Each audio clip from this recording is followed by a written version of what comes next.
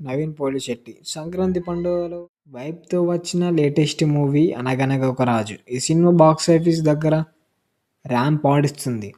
అసలు ఈ cinema హిట్టా? ఫ్లాపా? Collection ఎంత వచ్చినాయి? పబ్లిక్ టాక్ ఏంటి? ఈ వీడియోలో ఫుల్ డీటెయిల్స్‌గా మాట్లాడుకుందాం.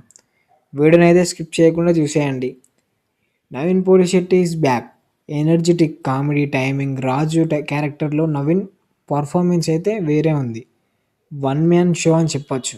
మీనాక్షి చౌదరి అండ్ నవీన్ మధ్య కెమిస్ట్రీ చాలా ఫ్రెష్గా ఉంది. డైరెక్టర్ మరి సినిమాని ఒక లైట్ హార్టెడ్ రూలర్గా చూపించారు. యా మెయిన్ పాయింట్లోకి వెళ్ళినట్టయితే బాక్స్ ఆఫీస్ కలెక్షన్. ఈ సినిమా బడ్జెట్ తక్కువైనా వసూలు మాత్రం చాలా గట్టిగా ఉన్నాయి. బడ్జెట్ అప్రాక్సిమేట్గా 8 to 10 crores దగ్గర ఉంది.